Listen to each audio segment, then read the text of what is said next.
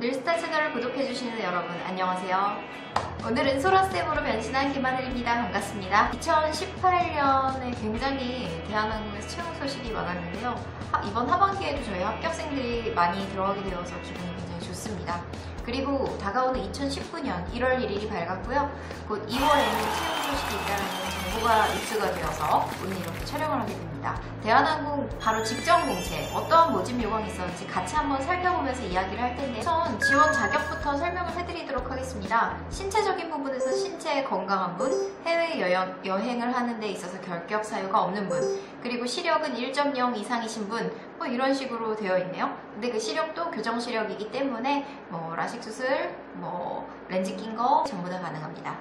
그리고 여기서 제일 중요한 건 스펙이죠. 스펙 중에서도 어학 스펙을 따질 수가 있는데요. 가지고 있어야 되는 기본 어학 점수는 토익이 550 이상이신 분, 그리고 토익 스피킹은 레벨 6, 그리고 또는 오픽 IM 이상을 취득하신 분에 한해서 취업이 가능하다고 합니다. 지금은 뭐 토익에 대한 만료기간을 2년으로 설정을 하고 있었지만, 재작년 같은 경우, 작년이었나요? 에어부산에서 실시했었던 채용 과정에서 만료기간을 1년으로 설정을 했었던 사례가 있었죠. 이게 단순히 인사팀에서의 잘못된 오류로 인한 것이었을까요? 아닙니다.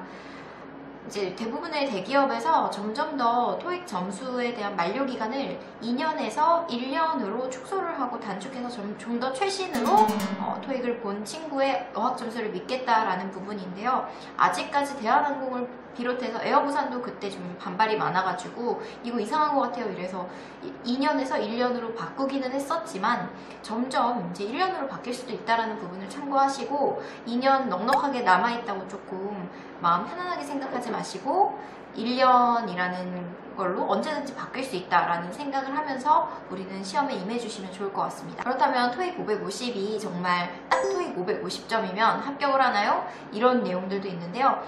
사실 550점으로도 통과를 해서 정말 입사를 한 케이스들도 있어요. 그러니까 그렇게 하시면 됩니다 라고 이야기를 희망적으로 드리고는 싶지만, 다다익선이랬어요. 그래서 같은 값이면 외국어를 조금 더 능숙하게 잘하는 친구들이 인사 담당자의 눈에도 띄겠죠.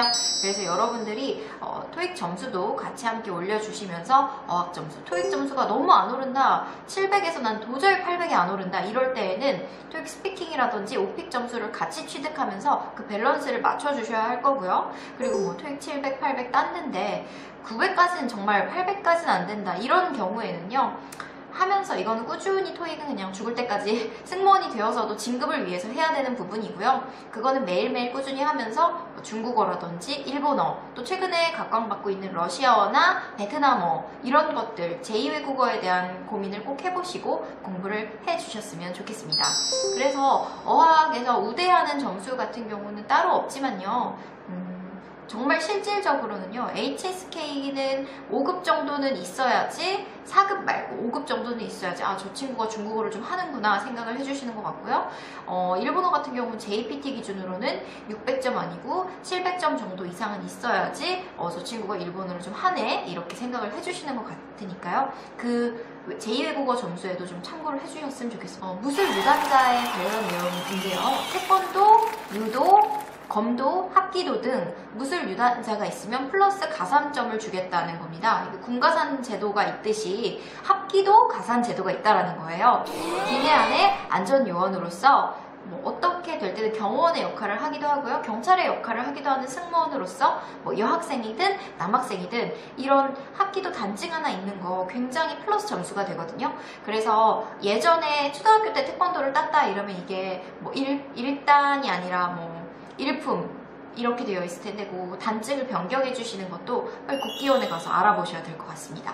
채용이 2월 달에 뜬다고 하면 지금부터 서둘러서 준비를 해주셔야겠지요. 그리고 여러분들이 또 궁금해 하시는 최종 학력 부분입니다. 학력은요, 여기 나와 있는 것처럼 졸업, 예정 또는 재학 증명서를 가지고 오라고 했고요. 2년 학사부터 채용이 가능합니다. 그래서 2년 학사, 4년제 전부 다 취업이 가능하고요. 과에는 무관합니다. 꼭 항공과를 나오지 않아도, 저도 일문과를 전공을 했지만 전혀 관련이 없어요. 경찰행정학과, 법학과, 뭐 정말 한국문학과도 있지만 저처럼 일본어과, 경영학과 등등 굉장히 많은 학과에서 저희 동기가 된 케이스들이 많기 때문에 학과에 대한 걱정은 하지 않으셔도 됩니다. 다만 이 부분에 대해서는 약간 염려를 하셔야 될 부분이라는 게 학점 부분인데요.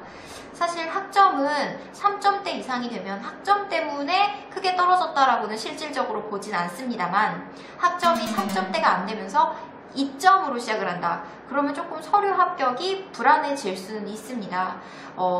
채용 담당자마다 다르겠지만요, 2점대의 학점을 보유한 학생은 이 친구는 머리가 안 좋을 것이야, 똑똑하지 않을 것이야 라고 생각을 하는 것보다는 학교 생활을 참 성실하게 하지 않았구나, 이렇게 바라보시는 경우가 더 많습니다.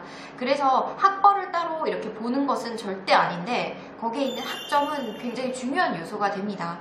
그래서 내가 2점대인데 다른 부분도 정말 좀 지지부지하다라고 한다면, 이거를 정말 너무 이것 때문에 스트레스 받았던 제 제자 같은 경우는 지금 1년 정도 준비를 하고 나서도 그냥 2점대에 이 학점에 발목 잡혀서 서류를 아무리 근사하게 쓰고 뭐 외국어 점수를 내더라도 조금 안 되는 경우들이 많았습니다. 그래서 상담 끝에 이번에 사이버 캠퍼스를 같이 이제 다니는 걸로 하게 되었는데요. 이런 식으로 나쁘게 말하면 학벌 세탁이라고 할 수도 있고요. 예전에 그런 학점들을 좀 지울 수가 있는 제도들이 있죠. 그래서 여러분들이 다른 학위를 취득하거나 뭐 1년 동안 사이버 캠퍼스를 다니면서 학점을 3점대로 올려주시는 것도 정말 서류가 계속 안 된다면 그것도 하나의 방법이라는 조언을 드리고 싶기도 합니다. 네, 오늘은 이렇게까지 저희가 말씀을 드렸는데요. 다음 것도 꼭 시청해 주시기 바랍니다.